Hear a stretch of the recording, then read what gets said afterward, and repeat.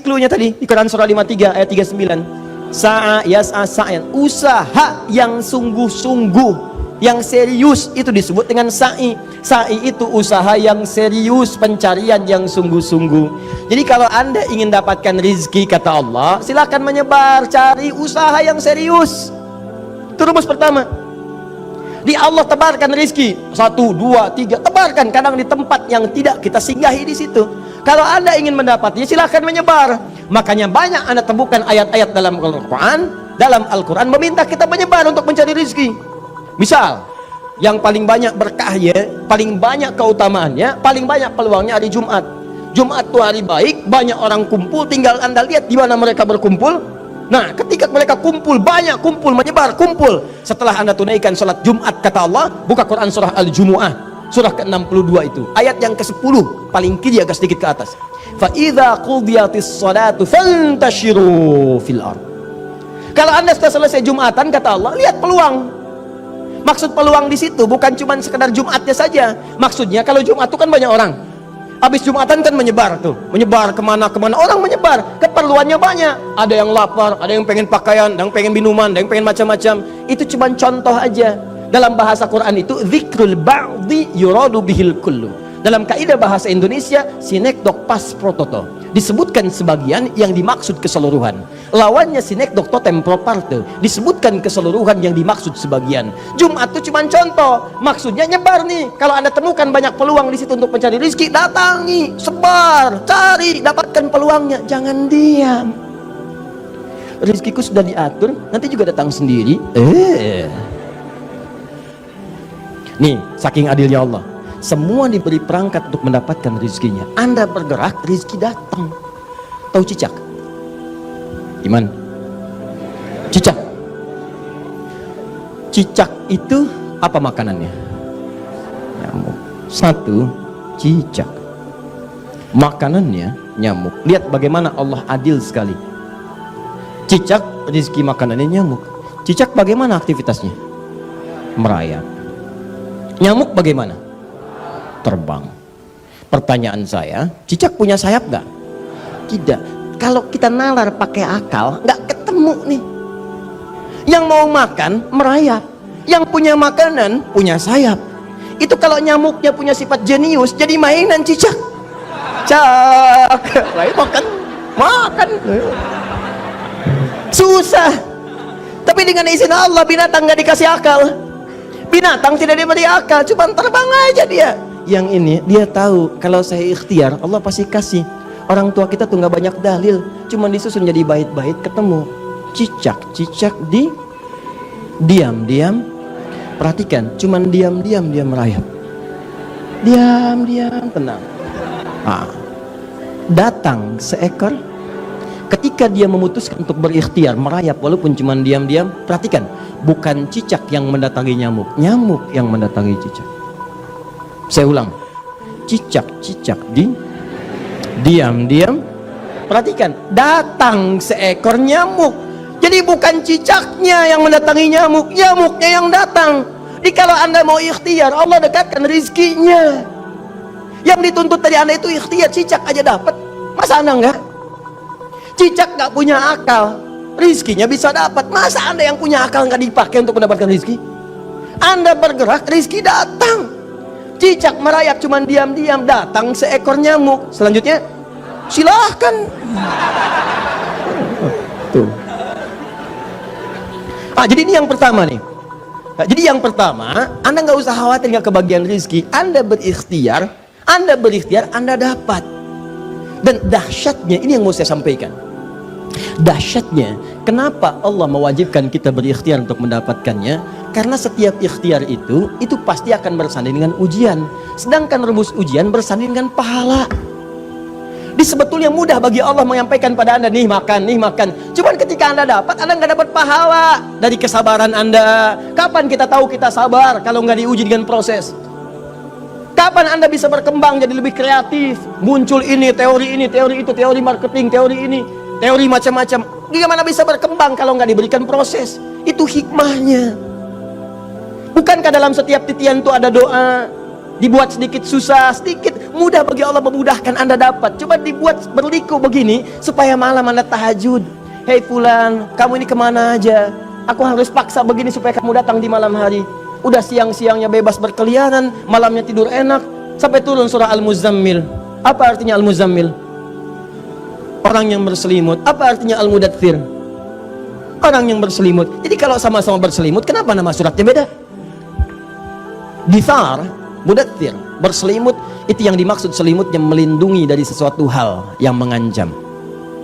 Jadi kalau Anda merasa terancam atau tidak nyaman, Anda gunakan selimut untuk bersembunyi. Ya, itu disebut dengan dithar. Orang yang disebut dengan Mudaththir. Kenapa suratnya disebut dengan Al-Mudaththir? Buka di Al-Bukhari. Dari 97 pembahasan kitab, buka kitab yang pertama, Kitabul Iman. Nomor hadis 4-5 dari sahabat Jabir bin Abdullah radhiyallahu taala anhu. Itu kisahnya kan saat Nabi naik ke Gua Hira, ke Jabal Nur. Ya sekitar 6 kilo dari rumah Nabi. Sampai ke atas setelah peristiwa Iqra. Sudah turun wahyu pertama dan selanjutnya itu naik ke atas tidak turun wahyu siang-siang. Maka bakal beliau habis turun lagi ke bawah. Di pertengahan itulah kemudian di tengah-tengah siang-siang ada panggilan. Ya Muhammad. Ya Muhammad. Nengok ke kanan kiri tidak terlihat nampak sosok makhluk. Ke depan tidak ada, ke belakang tidak nampak. Nengok ke atas, kata Nabi ada sosok makhluk duduk. Kana yaqudu bainal ardi was sama. Dia seakan-akan duduk antara langit dengan bumi. Sedangkan Nabi belum pernah melihat malaikat Jibril dalam rupa aslinya. Waktu peristiwa Iqra itu menyamar jadi laki-laki, didekap sampai kemudian mudah diterima. Itu wujud aslinya belum kelihatan, seperti duduk begini antara langit dengan bumi. Contoh ginilah, Bapak nama siapa? Enjat. Pak Enjat tiba-tiba itikaf di sini. Sampai siang jam 2. Udah nggak ada orang. Begitu keluar dari sini Pak sampai depan. Ya.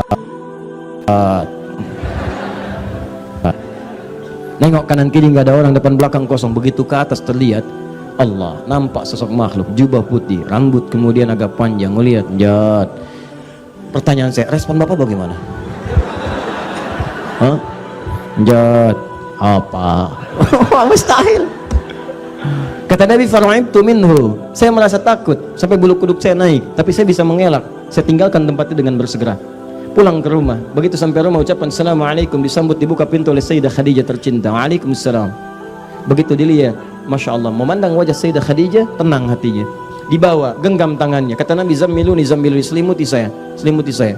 Begitu diselimuti, keluar kata-kata yang indah dari lisan Sayyidah Khadijah.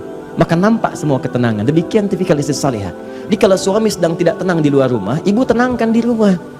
Jangan suami nggak tenang di luar rumah, ibu kasih bencana di rumah. Itu yang bikin repot. Nah, secara singkat begitu sudah diselimuti, berlindung dari situ karena takut nanti melihat makhluk tadi, maka tiba-tiba kemudian sudah merasa tenang dengan perkataan Sayyidah Khadijah, turunlah kemudian wahyu, ya. Ya ayyuhal muddaththir, yang sedang berlindung di balik selimut itu. Nah, kadang-kadang kalau masih dalam dunia anak-anak itu, kalau Anda main-main kan dia semuanya di balik selimut kan? Oh, baik selimut begini kan? Begitu dibuka, Assalamualaikum, kan? Nah, itu yang disebut dengan mudaththir. Tapi kalau muzammil itu artinya teman yang menyertai dengan sifat yang menyenangkan. Makanya ada zamil, teman, zamili, teman saya yang menemani saya, dia menyenangkan. Ya, kalau temannya kemudian dia dekat disebut dengan sahib. Kalau temannya dipercaya disebut dengan shadiq. Jelas ya? Lebih dipercaya lagi disebut dengan siddiq. Ya, teman Nabi sangat dipercaya, sangat membenarkan Nabi disebut dengan Abu Bakar As-Siddiq. Jadi kalau Anda punya teman senang, menyenangkan, enak, nyaman, zamil. Ada orang yang kadang malam-malam atau keadaan tertentu berlindung, bukan berlindung dari sesuatu yang mengancam, tapi ingin senang nyaman dengan selimut. Pakai selimut supaya enak tidurnya. Duh, kata Allah turun ayat Quran surah ke-73 itu. Ya ayyuhal muzammil. Hei orang yang sedang enak-enakan dalam selimut itu. Qumil laila illa qalila. Ayo coba bangun malam. Nisfahu aw yunqus minhu qalila. Walaupun cuma sedikit. Au zid 'alaihi warattilil Qur'ana tartila. Atau tambah juga sedikit lagi, katanya pengen ke surga. Innalaka fin nahari sabhan tawila. Kamu ini aneh, katanya pengen ke surga. Surganya Firdaus, siang-siang sibuk beraktivitas, malam-malam begitu enak tidur dengan selimut. Cita-cita surga Firdaus lagi. Kamu ini gimana? Atau aku yang harus bagaimana? Inna nasyi'atal laili hiya asyaddu wat'an wa aqwamu qila. Bangunlah sedikit. Malam itu kalau kamu bangun, sentuhannya ke jiwa begitu dahsyat. Perkataannya mudah untuk diresapi. Itulah al-muzammil. Tapi yang mau saya katakan, rizki yang pertama, dia tidak akan pernah terungkap ketika Anda tidak berikhtiar mencarinya. Jadi pesan di Al-Quran cuma satu, Anda berikhtiar, Anda dapat. Ikhtiar aja. Dan kadang-kadang bukan berarti keluar langsung dapat, bukan. Ada proses. Kalau cuma kelihat capek sekali, jangan menyerah, tempuh serius lagi, bikin rencana lagi, bikin pemetaan lagi, bikin target lagi. Ini yang saya lakukan, ini peluangnya, ini targetnya, jangka panjang, jangka menengah, jangka pendek, jangka saku, buat semua, tuh terukur. Itulah kenapa disebut dengan sa'a, sifatnya disebut dengan sa'i, sa'i. Kenapa orang sa'i disebut dengan sa'i, tempatnya antara Safa dengan Marwah? Karena di tempat itu pernah ada seorang ibu yang berjuang, berusaha dengan serius untuk mencari rizki bagi anaknya. Bukan lari-lari kecil asalnya, ingin menunjukkan ada seorang ibu yang sangat serius. Karena perintah Allah, diminta untuk tinggal di situ, diantarkan oleh suaminya. Ini perintah Allah. Sepanjang perintah Allah, perhatikan keyakinannya. Perhatikan, ibu, kalau ibu tidak punya kekuatan semacam ini, tidak mudah menjalani kehidupan seperti apa yang digambarkan. Ini Nabi Ibrahim diminta oleh Allah, begitu lahir Ismail alaihissalam, ya kata Allah langsung difirmankan, kamu antarkan anak dan ibunya itu ke satu tempat, tinggalkan di situ, kamu balik lagi. Tempat itu dilukiskan di Quran surah ke-14 dengan namanya alaihissalam, Ibrahim alaihissalam, ayat 37. Rabbana inni askantu, ya Allah, engkau perintahkan saya sekarang ya Rabb, untuk menempatkan, saya tempatkan sebagian dari keturunan saya. Di mana? Biwadin ghairi dzi zar'in 'inda baitikal muharram. Ya Allah, tempatnya bukan tempat biasa, di tempat lembah, Bu, yang gersang, yang air tak nampak. Tiba-tiba diantarkan dan disuruh ditinggalkan.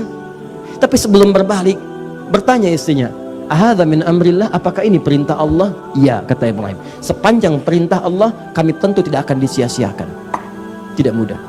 Ini kisah akan nampak dalam kehidupan rumah tangga. Ibu mungkin ditinggal suami tugas kemana, cukup panjang sifatnya. Ini bawa oleh ibu prinsip ini. Kalau Anda tidak mendapatkan prinsip ini, setan akan mempermainkan Anda dalam kehidupan. Apalagi di rumah tangga ada setan khusus yang bertugas memecah belah kehidupan rumah tangga. Disebutkan di Quran surah kedua ayat 102, yufarriquna bihi bainal mar'i waz-zawji. Tugas dia memecah belah kehidupan rumah tangga, khususnya suami dengan istri. Apa yang dilakukan? Begitu Ismail menangis, Allah menetapkan tidak keluar ASI dari ibundanya. Apa yang dilakukan oleh ibundanya? Bukan mengeluh. Coba silakan cek, tidak pernah terdeteksi dalam kitab-kitab tarikh sejarah Sayyidah Hajar mengatakan, ya Allah, kenapa engkau perlakukan saya begini? Ya Allah, kenapa begini? Ya Allah, kapan ini berakhir? Tidak. Sepanjang ini ketentuan Allah, saya terima. Allah tidak akan pernah sia-siakan saya. Disimpan anaknya dalam keadaan haus, bergerak-gerak, tangan bergerak, kaki bergerak, nendang ke tanah tidak keluar, nendang ini tidak keluar, gerak tidak keluar. Maka ibunya yang berusaha dengan serius. Dipakai prinsip pertama, kalau saya bergerak pasti Allah berikan rezeki. Dan ketika itu beliau bergerak naik ke bukit dengan pikiran yang sangat positif, dihilangkan semua pikiran negatifnya, positif semuanya. Semua yang disaring untuk menghilangkan yang kotor, masuk yang bersih, itu bahasa Arab disebut dengan tasfiyah. Tasfiyah, hasilnya disebut dengan sofa, orangnya disebut dengan sufi, ya, perempuannya disebut dengan sofia.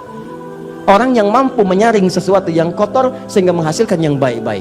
Maka naik dia ke atas bukit itu dengan perasaan-perasaan yang positif semuanya. Positive thinking kepada Allah. Tidak pernah berpikir yang negatif.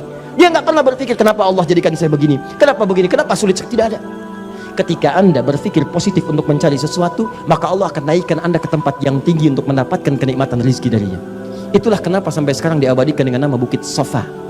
Karena di tempat itu pernah ada orang yang punya pikiran sofa, bersih, bening pikirannya dengan Allah, walaupun dalam kesulitan yang nyata. Saya tanya pada Anda, berapa kali Anda berpositif thinking kepada Allah ketika Anda diuji dengan kesulitan yang tidak lebih parah dibandingkan dengan Ibunda Hajar alaihissalam? Berapa kali Anda mengeluh? Berapa kali Anda menyalahkan Allah? Berapa kali Anda saling menyalahkan di rumah tangga? Istri nyalahkan suami, kamu nih yang gak benar mencari rezeki. Hah? Kamu yang kurang sabar. Dua-duanya yang salah. Kenapa tidak saling mendukung? Kenapa nggak saling menguatkan seperti Ibrahim menguatkan Hajar? Seperti Hajar minta didoakan kepada Ibrahim, dukung. Karena rezeki itu kita terukur. Tapi Allah berikan ujian untuk menata kesabaran sehingga melahirkan pahala. Naik ke sofa. Begitu naik melihat di kejauhan, ada harapan yang sangat dalam untuk diraih. Harapan kuat yang ingin diraih disebut dengan marwah. Maka terlihat seperti oase. Turun beliau, turun jalan. Begitu semakin dekat terlihat seperti oase. Ya, nampak dipercepat. Di situ sekarang digambarkan dengan simbol yang lampu hijau itu. Ya, Anda lewat situ berlari dari kecil. Kan? Yang perempuan dipercepat, walau tanpa berlari. Cepat. Sampai ke tengah-tengah ragu lagi. Tapi kemudian tempuh lagi. Ada naik lagi ke atas. Begitu sampai sana ternyata itu semua bukan seperti yang diharapkan. Fata morgana saja. Gak ada wasit. Balik lagi lihat seperti di sofa. Balik.